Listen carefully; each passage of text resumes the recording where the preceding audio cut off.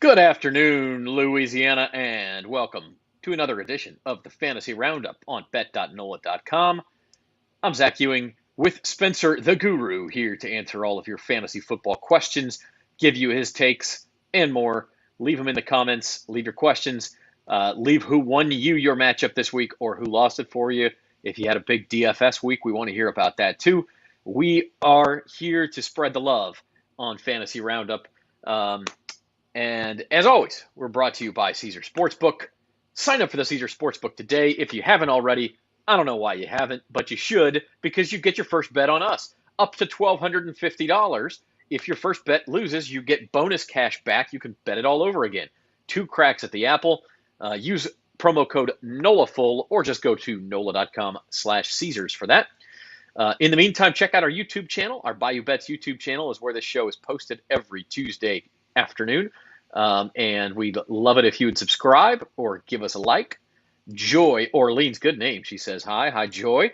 And we're ready to dig in, Spencer. It was a strange week in fantasy football. We had some injuries. We had some big performances from guys you didn't expect it from. A little bit of everything. Yeah, man. I just want to get my bad beats out of the way from last night. Boy, was I upset. The freaking 49ers defense killed me in not one but 2 leagues. One of them was because of that pick 6. Freaking Matthew Stafford, man. Talking about quarterbacks that look washed up. He looked so bad in that game. Where that pick 6, I was up by, I think it was like 4 points. And of course, the 6 points for the defensive touchdown cost me that one. And then this one was even worse. In another league, I lost by 2 points. And I had an even bigger lead. I had a 20-something point lead. But the dude I was playing had Nick Bosa as an IDP, individual defensive player, and he went off, had like 2 or 3 sacks and tackles and stuff to where he got enough points to edge me out by 2. A freaking IDP beats me. So it's just There's just nothing worse. Nuts. There's nothing worse. Drop your bad beats in the comments. We want to commiserate with you as well. Boy, look, it's rough, man. I lost, and we'll get to why I lost in one of my leagues because of a certain tight end in Detroit. We'll get to him. Let's start with the quarterbacks. And Jared Goff, man. If you have Jared Goff rostered and you're starting him, and Geno Smith too, these 2 guys, it's not just this week.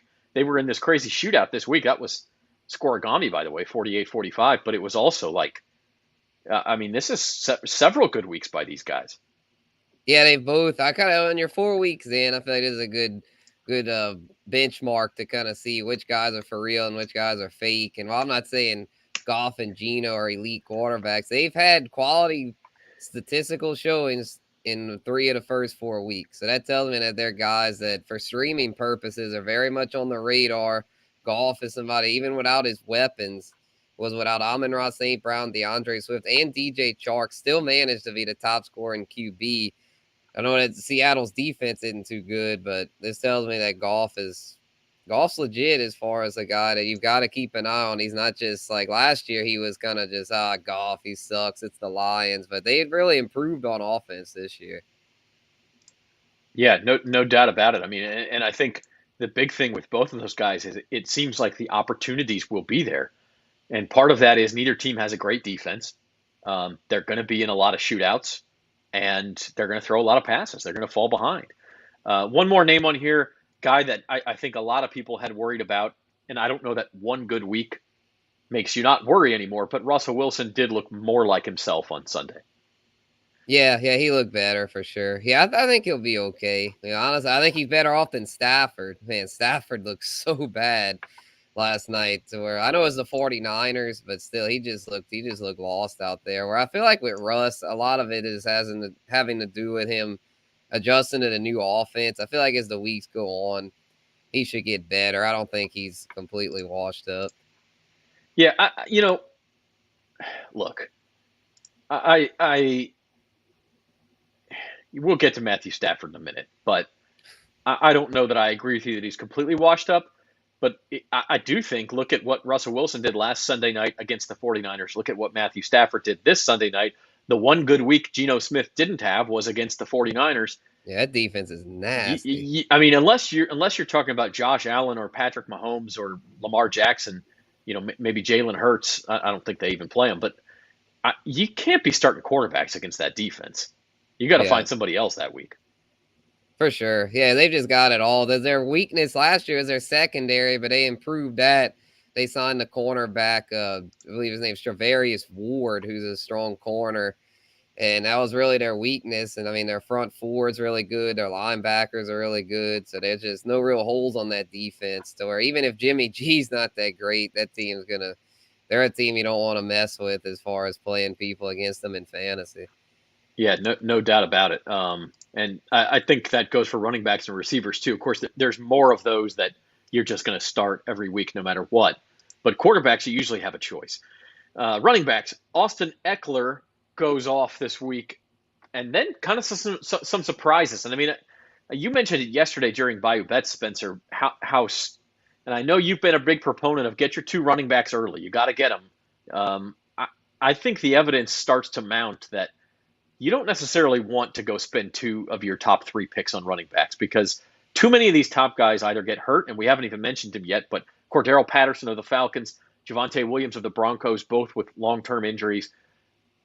Like, you start to see more and more of this where a guy like Rashad Penny, Dameon Pierce, Miles Sanders, Josh Jacobs were drafted below round 8, let's say, and start to become very productive. Yeah, that's a deal where I've got to admit I was flawed in the offseason as far as I was stubborn, still wanted my running backs early, and it's costing me in a lot of leagues. I'm still doing okay in most leagues, but as far as I feel like I'd be doing better in those if I had just done what I should have done and taken the receivers early. Because the fact is, in these PPR leagues, actually it hit me like a ton of bricks last week. I think either the Wednesday or Thursday after the show here, just kind of because just looking at the data. I mean, I look at the data every week. I type it in, like I just like drill it into my head, and I mean, it's to the point to where it hit me like the receivers are just simply more valuable. The 4 of the top 5 receivers, top scoring receivers on the year, had more points than the number 1 scoring running back, Saquon Barkley. And this week was kind of similar to, I know Eckler and Jacobs did good, but I feel like just the receivers are just more reliable overall to where I regret taking some of those running backs high. But at least the ones like Saquon and Nick Chubb have been consistent. Yeah, and I mean, there's still having that workhorse running back is still the easiest way or the surest way to having success in fantasy football. If you do have a guy like, Derrick Henry a couple years ago or Jonathan Taylor last year, the problem is how do you know who's going to stay healthy? Running backs are more susceptible to injury, as you said, and they just seem to be more susceptible to losing carries and all of a sudden, getting touchdowns taken away. Where Justin Jefferson, and we'll talk about him more in a second, had a couple of bad weeks, but you know that the Vikings are going to go back to Justin Jefferson. They're going to do it every week. The Raiders are going to go back to Davante Adams. There's not going to be somebody else they look for in the red zone so often that you start to lose it. And here is Jefferson. Look away, Saints fans, by the way, because Justin Jefferson did this to the Saints, and then number 2 on the list is like most hated guy on the Saints list, Mike Evans. So not a good week for Saints fans all the way around. But this was more of your traditional powers. The guys you were drafting high did very well this week. For sure. Yeah, I got back to normal in that regard because last week we had a lot of unknown receivers pop up like Mac Hollins. Like, it's kind of weird, but this week shifted more back to the way we expected, to where it's, T. Higgins. That's an interesting nugget, though. T. Higgins has been more productive on a per-game basis than Jamar Chase, and that's surprising to me. I thought Chase, I know he did really good week 1, but outside of that, he's been a little bit of a disappointment. I was saying all those first-round receivers have been so good, but Chase, I mean, if you drafted Chase, you're probably a little disappointed right now. Yeah, and Jamar Chase, a good example of a guy. I drafted him in a couple of leagues last year, and obviously was very happy with him. Won one of those leagues, but this year it's like the market overreacts, and all of a sudden he's being taken late first round, early second round, and for me it was like whoa. It's been one good year. I know the guy's very good, but I'm not willing to pay that premium for him, and so I don't have him, and I do have a couple shares of T. Higgins actually, and been obviously very happy. Now things could change.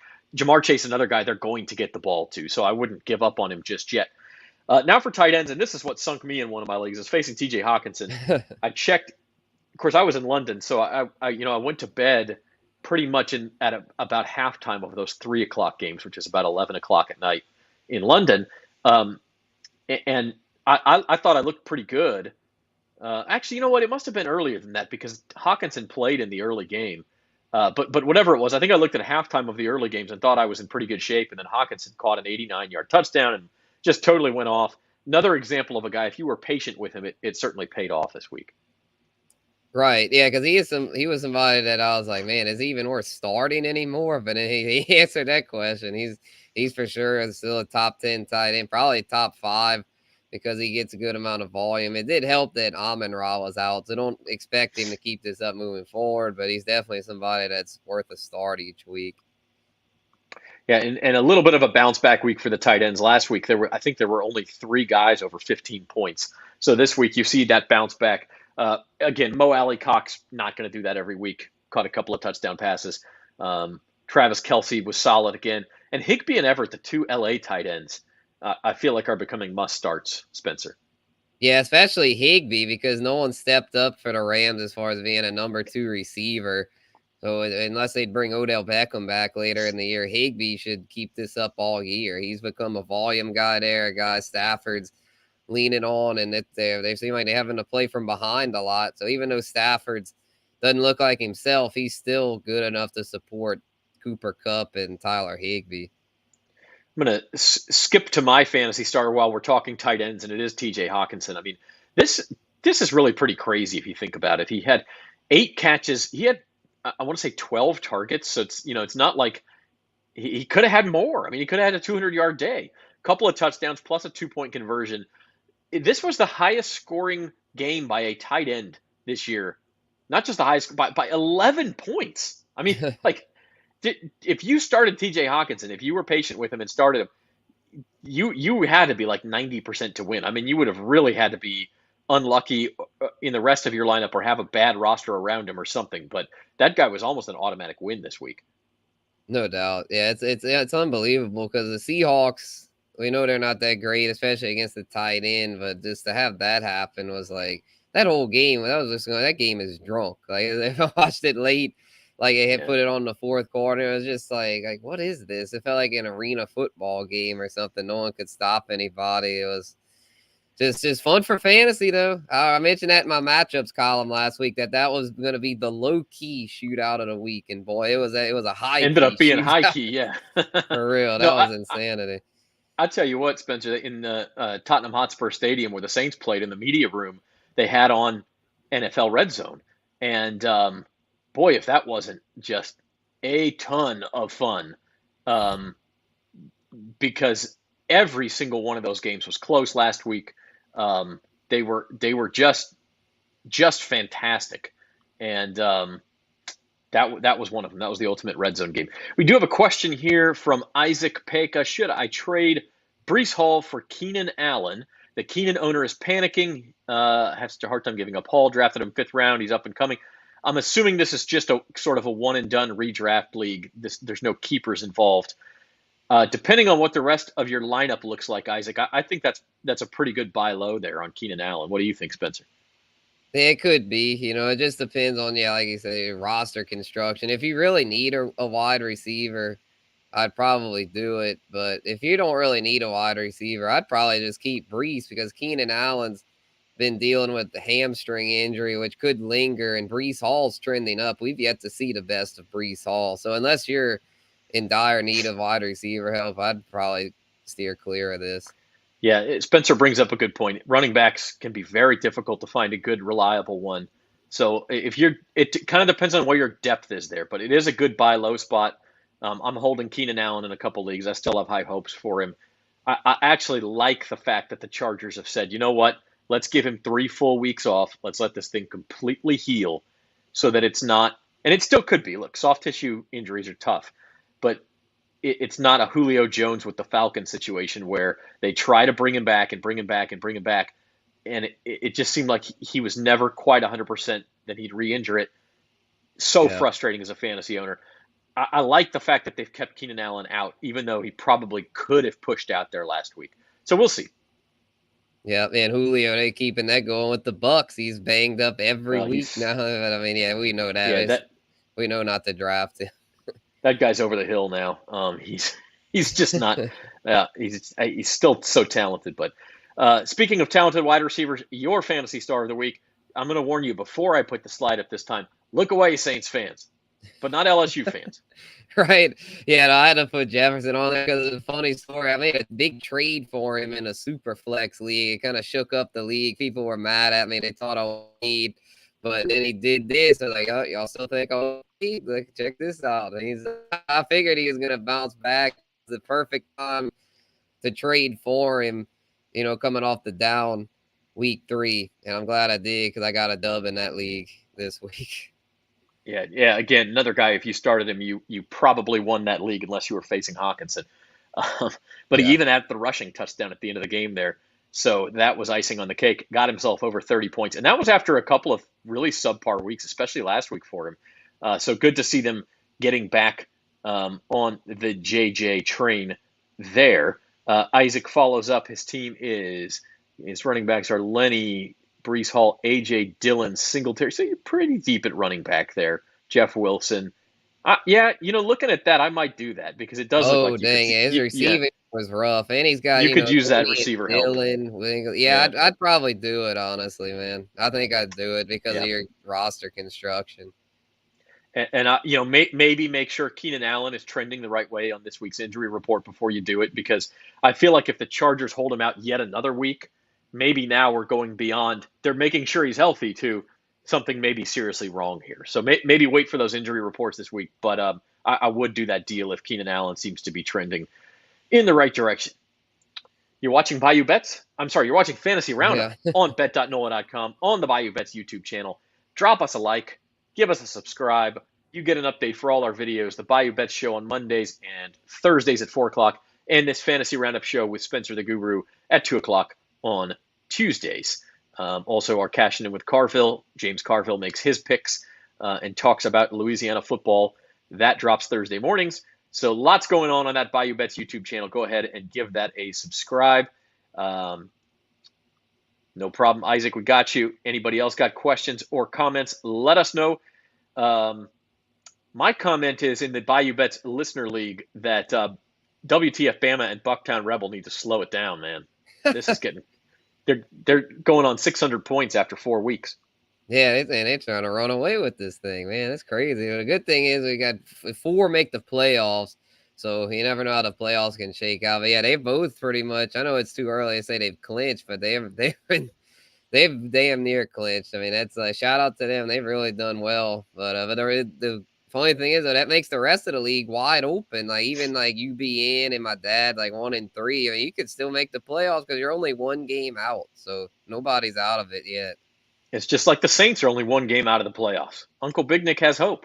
Oh yeah, and the Saints still have hope, like we were saying yesterday. Yeah. I mean, it's the season is not over. I will say this for your dad, who's original Saints fan there in 7th place. Look at his score, though. I mean, he's got the 4th highest number of points in the league. So that to me is a good sign and a sign that wins are on the way. Yeah, he's been the bad beat specialist so far, but he got off the schneid this week against me. I was aggravated. I was like, man, I don't want to make my dad sweat and be 0-4, but no, he pulled through, man. My team needs to shake back. I have the big running backs, and my receivers are garbage in this league. I might need to look into making a trade. All right. If you want to fleece Guru, drop him a line if you're in the listener league. Patrick Simoneau says Brian Robinson. I assume that's just your thoughts. Oh yeah, he's coming back soon. Yeah, he'll be back soon. Yeah, I wrote the column about him right before the season, and I hope y'all kept him stashed because he's about to make his return. And Antonio Gibson's trending down, so I expect by about week 7 or 8 that Brian Robinson will be the starting running back in Washington. And that means, by the way, we're about to talk waiver wire pickups for week 5. Get him now if he's available. If somebody dropped him and got impatient, you don't want to wait till week 7 when the Commanders say, hey, he's the starter. You want him now. You can, assuming you have somebody you can drop, because that's a big issue if you wait too long, especially if you're a Javonte Williams, Cordarrelle Patterson owner who lost a running back, or maybe another back who hasn't been quite as good as expected. Maybe you had Elijah Mitchell and he's hurt as well, or a Cam Akers who's been just really ineffective. So I would look at him. Other waiver wire targets for week 5, Spence, put in those waiver wire requests tonight. Tyler Algier is going to be real popular. Yeah, for sure. He's by far the top play this week as far as waivers, because there wasn't really much there. I went with a lot of deep dives because there wasn't a whole lot of obvious choices. But yeah, Algier with Cordarrelle Patterson on IR, he should take over as the lead back in what's been a run heavy Falcons offense. But yeah, the rest are kind of deep dives. But Teddy Bridgewater, somebody if you need a QB, he's going against the Jets this week. And with Tua out, it's like he's gonna have access to those elite weapons, Tyreek Hill and Jalen Waddle. So he should do pretty well there. And then a couple of rookies with Alec Pierce, who's been getting more looks, and he actually outpaced Michael Pittman this past week. So keep an eye on Pierce. And then Daniel Bellinger, a rookie tight end for the Giants. Not much in New York. Their receivers are really bad. So Bellinger might have an opportunity to put up numbers over there. Here's a question for you with Teddy B going into Miami. Do you downgrade Jalen Waddle or Tyreek Hill at all?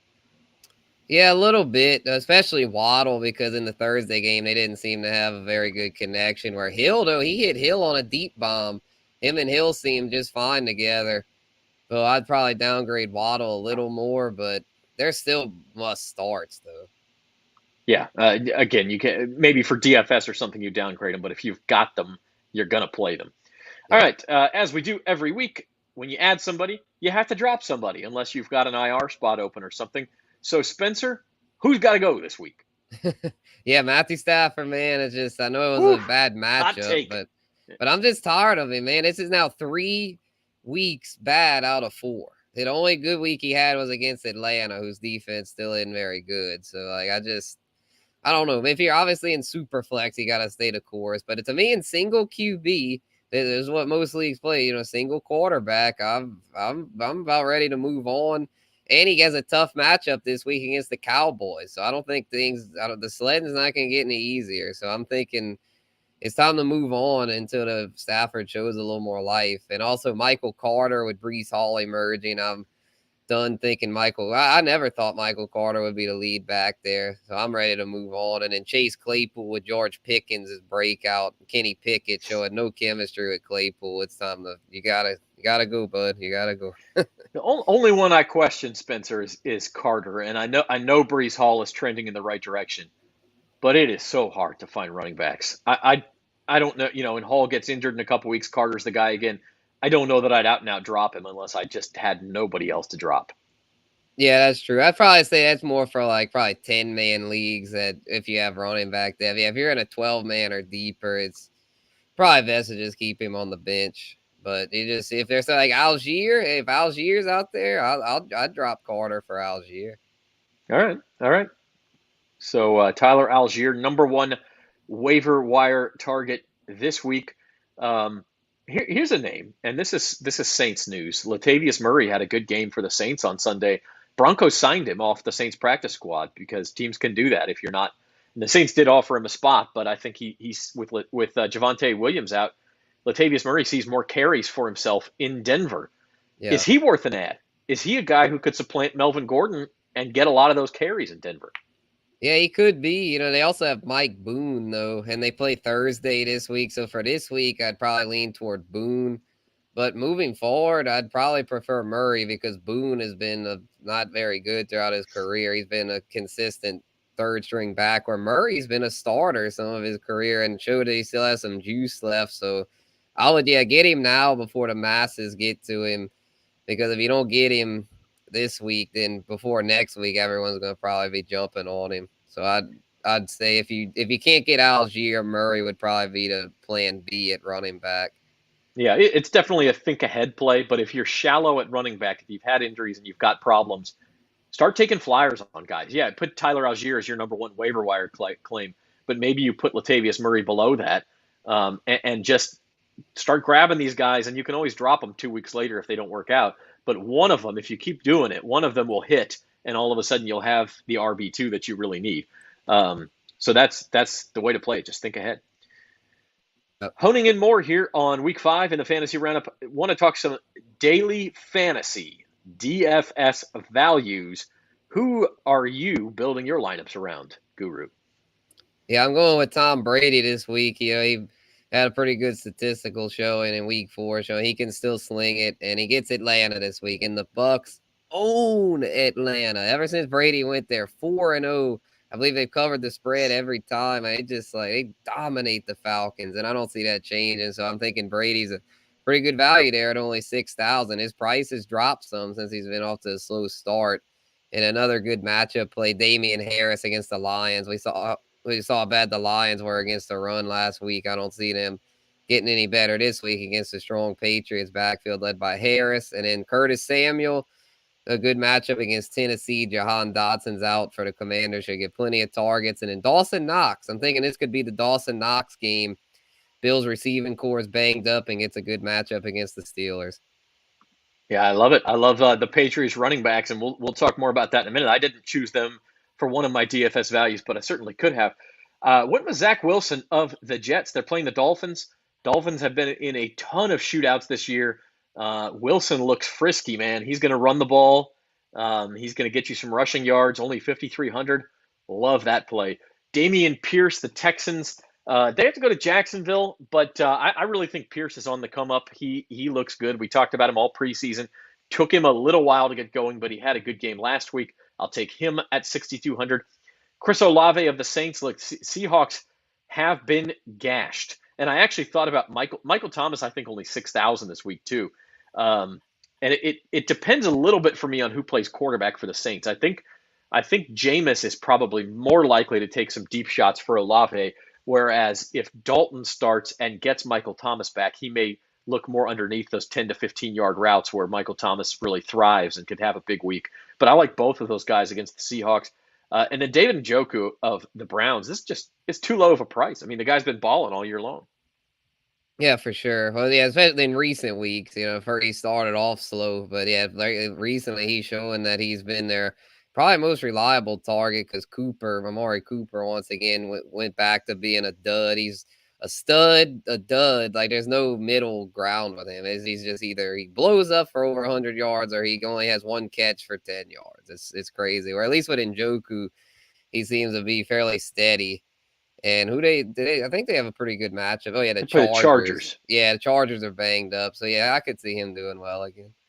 Yeah, I mean the only thing is the Browns may try to shorten that game, keep the ball away from Justin Herbert a little bit, but the Chargers are banged up on defense, and when Jacoby Brissett passes, Njoku has been that security blanket. So like that play as well. About to wrap things up here on the Week 5 edition of the Fantasy Roundup on bet.nola.com. Check out our Bayou Bets YouTube channel. Give us a like, a subscribe, a comment. If you have any more questions, we're about to wrap up here in the next 5 minutes or so, so get them in.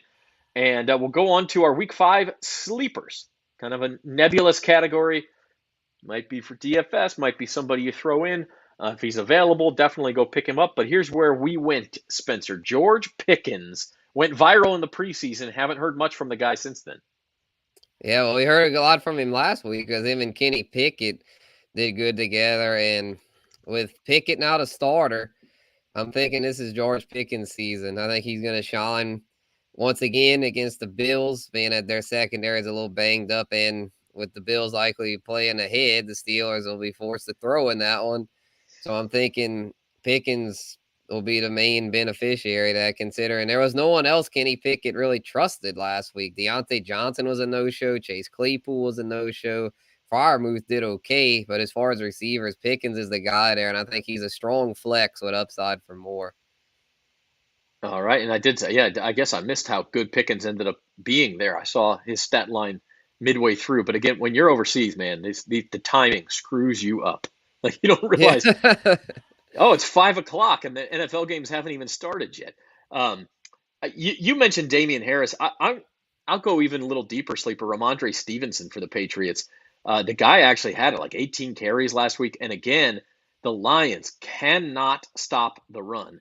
And if there is one thing Bill Belichick will do, is he will pick on your weak point. He will find a way to make you play left-handed. He will and if Bailey Zappi is playing quarterback again for the Patriots, or even if it's Brian Hoyer, really, even if it's Mac Jones. I mean, none of these guys are all that much better than the other. They're going to run and run and run and run and run. And Ramondre Stevenson seems to be the lead back there. So I like him in just about all formats this week. Yeah, he's pretty solid. I still think Harris is the lead runner, but the good thing for Stevenson is that he's become more the third down back, the receiving option, to where in PPR leagues he's just as good as Harris. So he's a good play too. It's just against Detroit, like hopefully he can find the end zone. If he finds the end zone, then that's even better. Which him and Harris should both have opportunities. Yeah, absolutely. That is it for the Fantasy Roundup today and for this week. But check out all of our stuff. Spencer will have the waiver wire report column done tonight, and you'll also have a matchup column on Thursday. So check that out at bet.nola.com. And if you have questions anytime, reach out to Spencer on Twitter or Instagram, and we'll keep rolling, man. For sure. He had to write a bonus column last week because all the injuries, man. I was like, I had to feel like I needed to get people right with that. But hopefully we won't have quite as many of those like late week DNPs. Jonathan Taylor didn't practice, Christian McCaffrey. I mean, they ended up playing, but that's another thing. That would be my final thought here. Jonathan Taylor, highly questionable for Thursday night. So if you have him, make sure you go on the waiver wire tonight, get a contingency plan because there's a decent chance they're going to hold him out. If they hold him out, where do you rank Nyheim Hines? Is he a top 10 running back for you this week? I'll go top 20, not top 10 though, because he's not really a lead back as far. He'll get more touches, but I don't think he'll get a lot of those carries. I think his name's Deion Jackson. He could be a sneaky ad because he's be more of the early down option. But Phillip Lindsay will be in the mix too. So I'd stay away from it. But Hines, though, he's rostered in most PPR leagues. So yeah, if Taylor doesn't play, he's a solid flex with running back 2 upside. All right, that's it for the Fantasy Roundup for Week 5. Thank you, everybody, for being here. Check us out every week live at 2 o'clock on Tuesdays. We will recap the previous week and give you waiver wire and DFS advice and take your questions live. One more reminder, if you have not signed up for Caesar Sportsbook, they're our sponsor. We appreciate them very much. First bet on us, $1,250 is the max on that. Use promo code NOLAFULL or just go to NOLA.com/Caesars. Sign up for the Bayou Bets YouTube channel, register, subscribe, all that good stuff. Follow us on Twitter, TikTok, Instagram, the whole gamut. And we will be here all season long. So for Spencer the Guru, I'm Zach Ewing, and this has been the Fantasy Roundup. We'll see you Thursday at 4 o'clock for Bayou Bets.